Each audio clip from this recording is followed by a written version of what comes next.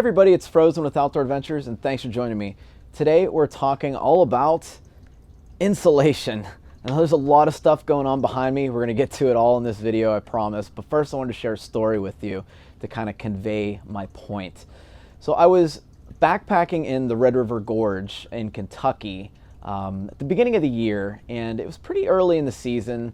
Temperatures were hovering around the mid 40s to low 50s. And I was up at this overlook called Hanson's Point. It's a really popular location to camp in the gorge, and it's really hard to get a spot up there during the weekends. If you're thinking about it, I highly suggest you don't go there on the weekend. But as I was walking down the trail for the overlook, Hanson's Point overlook, I noticed that there were just a ton of hammocks out there. And I was like, oh, this is kind of neat. There's, a whole bunch of hammock people up here, and everybody's kind of doing their thing. There was a couple tents, but mainly it was hammocks. And I remember as I'm walking down to the overlook, I started to notice something really strange. I noticed that no one had insulation in their hammocks other than just a typical sleeping bag. And I'm thinking to myself, man, these people are going to get really cold tonight because it's supposed to be like mid to high 40s. And, just a sleeping bag is not going to cut it for these people. So I didn't really say anything. I didn't want it to be that guy saying, hey, you're going to be cold tonight, because in all honesty, hike your own hike kind of thing. So I'm getting to the overlook, and we're talking with a couple other backpackers and just having a good time. And, the sunset hits, and I'm heading back to camp. People are then starting to get into their hammocks, and I'm still noticing that there's no underquilt, there's no sleeping pad, there's no reflectix, there's nothing insulating them from the convection of the air. Similar to how you insulate for conduction when you're on the ground, you would use a sleeping pad and a sleeping bag on top of that to kind of insulate you. So I go to sleep, have a perfect night, and walking back down to Hanson Point Overlook, and I just hear the chatter in the morning was, hey, how'd you sleep? How'd you sleep? And the people in the hammocks, they were just like, oh, cold. I think there's something wrong with my sleeping bag, or it got down to 20 degrees last night. And that's the point that I'm trying to make with this little story. There's a lot of people out there that think they can just throw a sleeping bag in a hammock and then they're good down to like whatever their temperature rating is on their bag. And that's just simply not the case. And I don't want you guys to make that same mistake. So that's what we're going to talk about in this video, is how to stay warm in your hammock. Now, if you're coming from a tent system, or you're sleeping on the ground under a tarp or a bivvy or whatever, you more than likely have some kind of inflatable pad. Now, you can use that pad in your hammock just fine. And we're going to get into setting up everything that I'm talking about in the next video, which will probably finish up the series for beginner hammock camping. You can use your existing pad in the hammock. It takes a little bit of positioning. It's not as comfortable as something like an underquilt, which we're going to talk about in this video as well, but it will work. And it will save you the money of rushing out to buy an underquilt, which is over $150, sometimes even $250, depending on your temperature rating. So what you do is you just kind of underinflate your sleeping pad, and then you wiggle it into the place that you would normally lay on a diagonal, not like a banana, and that'll usually suffice throughout the night.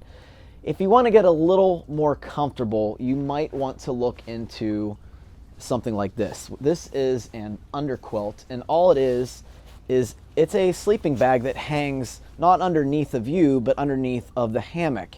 And the reason why a sleeping bag doesn't really work in a hammock or the ground without anything underneath of that is because the insulation in here compresses. And whenever the insulation is compressed, you really can't store any type of warmth in that insulation unless you let it fluff up. So that's what an underquilt does. It just kind of hangs underneath your hammock, and it's real fluffy because nothing is compressing it. It's underneath of the hammock. And then inside you'd have something like a sleeping bag or something like this, which is a top quilt. I have a whole video about top quilts, sleeping bags, underquilts, and sleeping pads in my beginner hammock camping series. I highly suggest you check it out. But anyway, this is a quilt, a top quilt. You can see it has a little foot box, and then it's completely open on the back.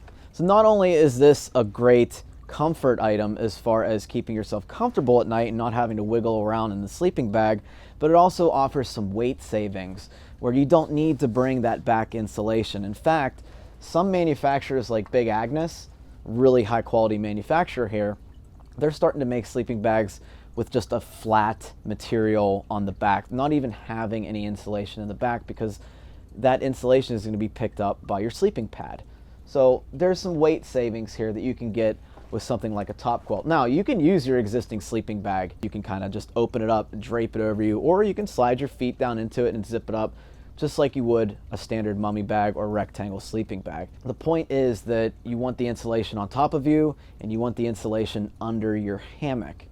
Now, for those of you that are looking for something a bit more comfortable to sleep on rather than a sleeping pad, which in my opinion, I have a hard time sleeping on sleeping pads in a hammock just because they shift so much. I toss and turn all night, so that's really not an option for me. This is a product called Reflectix. Now, you can pick this up at any home improvement store, or do what I did and get it on Amazon. You've got a whole big roll of this stuff that I'll probably never ever use, but you can cut out a sleeping pad-like system just for your body and kind of just leave it in your quilt or in your sleeping bag, or just toss it underneath of you in the hammock.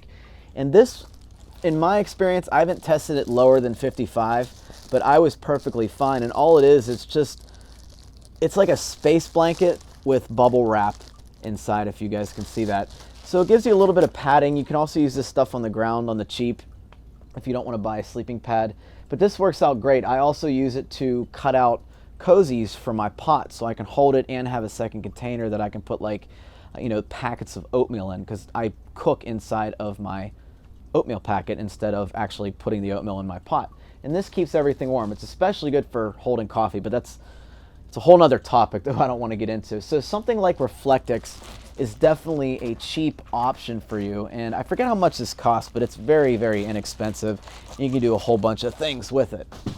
With an underquilt, it really has no chance of shifting on you. It kind of just wraps up around your hammock, and then you're good for the night as long as it doesn't swing out of place. And I find underquilts to be far superior and more comfortable to sleeping in a hammock with a pad. But like I said, if you already have a pad set up with a sleeping bag or a quilt, use your existing setup to make sure that you like hammock camping, and then it will only get more comfortable from there. Now, behind me, I have a whole range and variety of different quilts. Over here in these two green bags, I have a set of 0-degree quilts. In these two bags, I have a set of 20-degree quilts. These quilts over here, they are rated to 30 and 40. The underquilt's 30 and the top quilt is 40. That's just how I like to sleep for 3-season weather. And then I have a 50-degree quilt that I got from Costco for 20 bucks, which they do still sell this. It's now in a double pack for double the price, but you can get it at Costco.com. And I believe you don't have to have a membership either.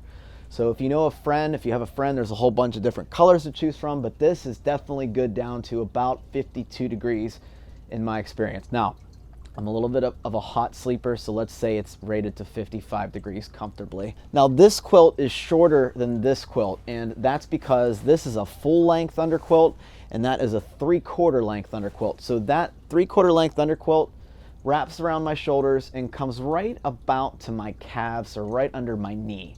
And for warmer weather, that's what I really, really like to sleep in. Now, for colder temperatures, I really highly recommend you just opt for a full-length underquilt, because then you don't have to deal with putting a sit pad under your feet, which is what I have to do on certain temperatures down to 40 degrees with this quilt. I chose this quilt for summer use just for the weight savings. I think it's a great idea if you only go camping in 3-season weather. You're never going to get below 45 or 50 degrees, that you can opt for something like this to save a little bit of weight in your backpack. But for the majority of the users, I think that you're going to find a full-length underquilt to be very adequate and more versatile.